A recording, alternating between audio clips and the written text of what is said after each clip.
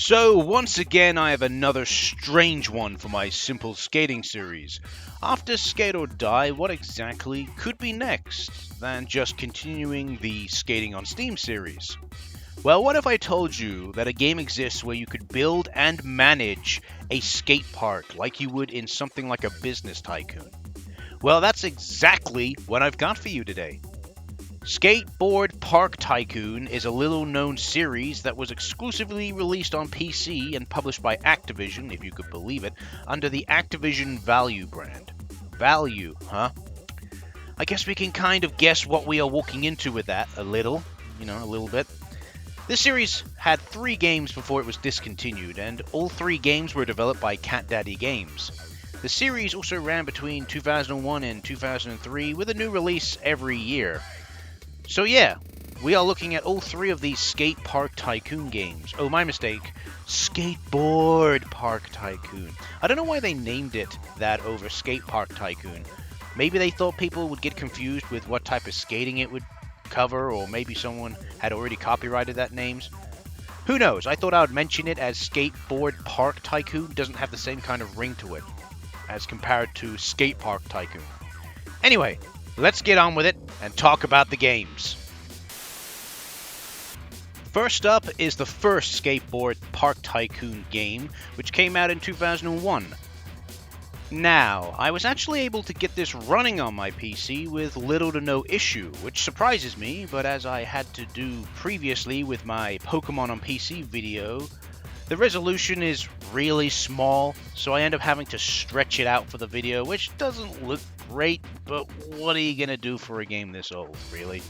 I doubt there's any resolution patches for a game like this, considering how kind of obscure it is. So after installing and booting the game, you're greeted to the start screen, which does definitely give that 90s feel. I wasn't particularly interested in the campaign, so I went for the instant action, which allowed me to pick a very limited settings and go straight into the game. So I went for the smallest park, which was the car park.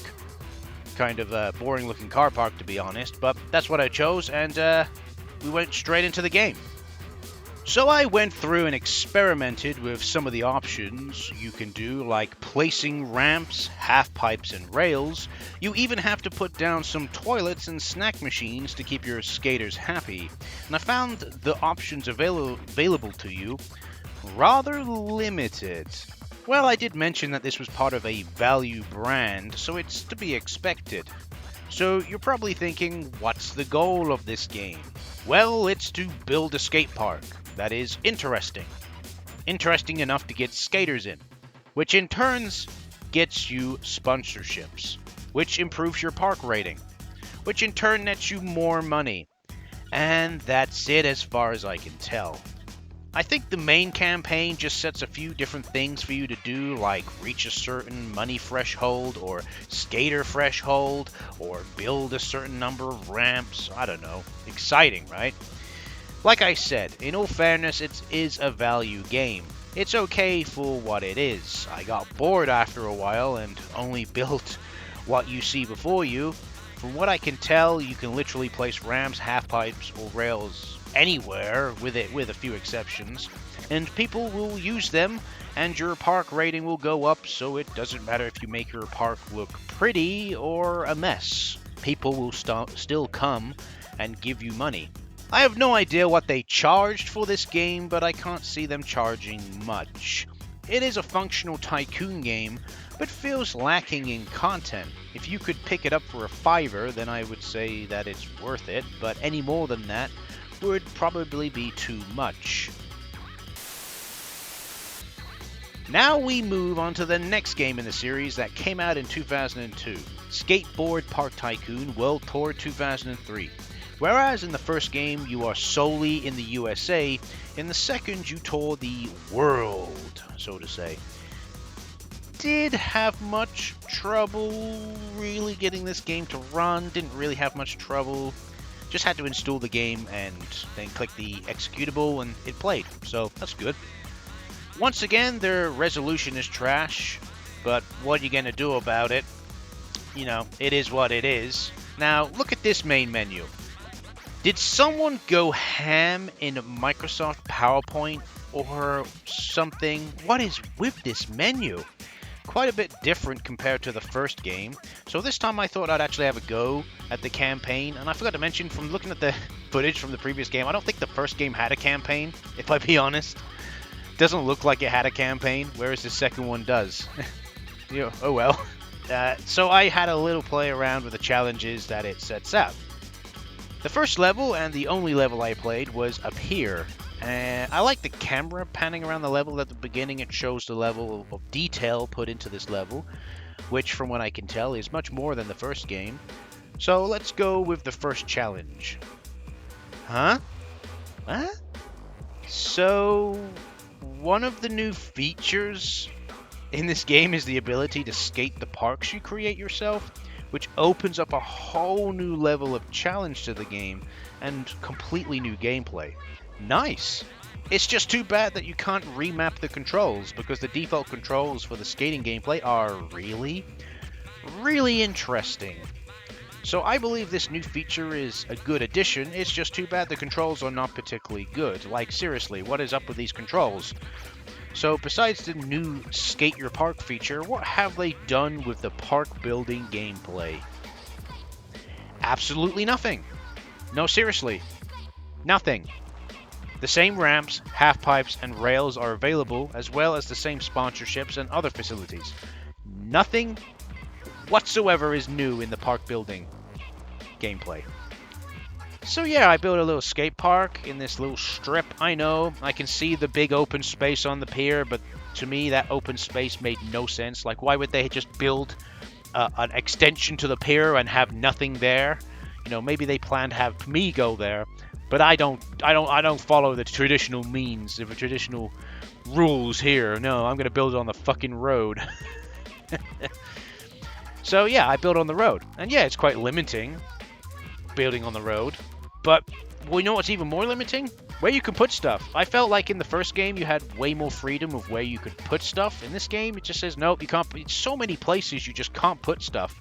It's kind of annoying. Anyway, so what's the goal of skate park building challenges exactly?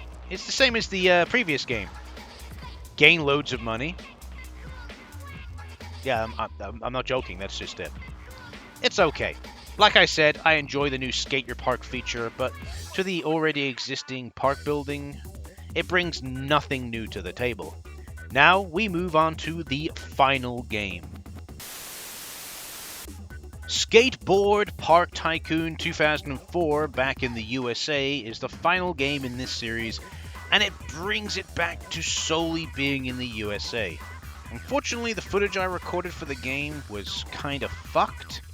At least that's what it looks like originally when I opened it up in the VLC player, but now it seems like it's fine, so what?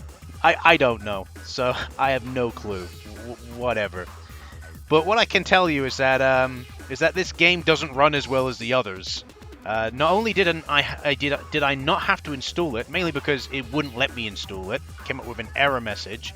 After I played it the once, I closed the game and then I realized, oh shit, I didn't see whether or not it had any of the Skate Your Park feature in the game, which I know it does. I've seen gameplay on YouTube. I know it has that feature, and the game just wouldn't launch again. So the launching of the game was a one-time thing. Brilliant. So yeah, I could only play it once. Great! So let's actually talk about the game. So the main menu is the worst for this one. You've got this really cheap-looking main menu with this silly anime-looking guy on a skateboard. Strange. Why? Well, who made the choice of this? Who made this? Who made this choice of having this anime-ass looking character on the main menu? Whatever. At least at least it's unique. Yeah. So this time around, I decided to jump into the instant action because why not? You know, I played the campaign in the previous, so why not jump into instant action again? And lo and behold, it's the same gameplay. Again, it's the same, exactly the same. Absolutely nothing new has been added to the park building gameplay whatsoever, from what I could tell. So I just made another simple park. The first map here is really not suited for this, and once again limited my placement of ramps, half pipes, and rails. Brilliant. And like I said, looks like the game does have the Skate Your Park feature, for what I could see on YouTube, gameplay on YouTube.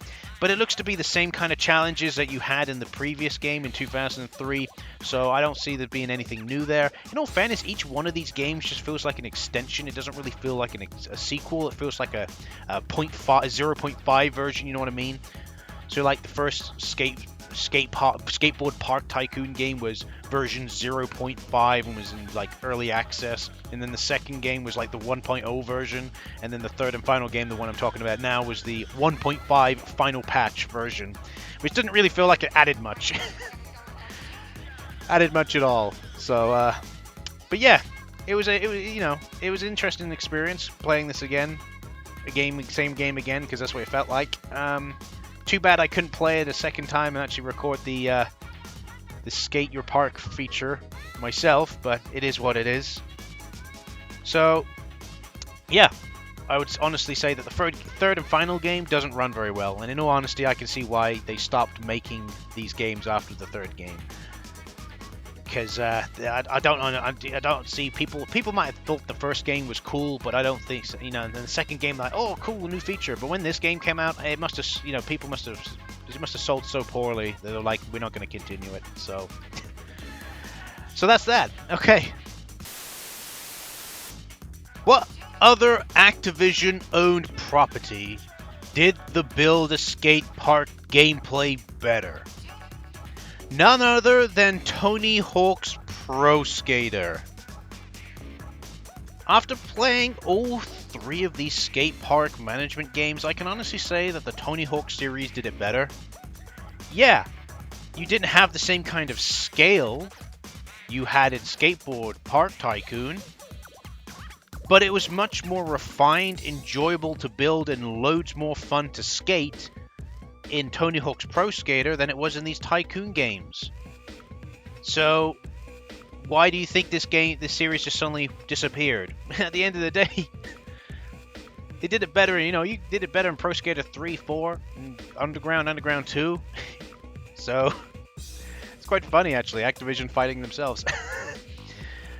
Okay, you didn't have the management side of things, but was the management side really that in-depth in these Skate Park Tycoon games? I'm just going to call it Skate Park Tycoon. It's better. Sounds better.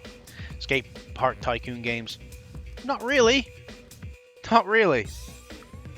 So, no, it wasn't. So after all this, I can honestly say that most people would be better off just ignoring these games' existence. Like I said, the Tony Hawk series did it better. So, but either way, if you are really interested in playing these games, then go right ahead. If your morbid curiosity makes it so that you really want to play these anyway because they sound like they're right up your alley, go for it. Why not? I'm just saying that realistically, if you want a really good skate park building system, you're better off playing one of the old Pro Skater games, or even go ahead and play the new Tony Hawk's Pro Skater 1+2. That's got a park building gameplay. I haven't played that yet, but it's probably still better than anything this series could muster. So, as always, please like, subscribe, and comment. Thanks for watching, and I'll see you in the next video. Goodbye.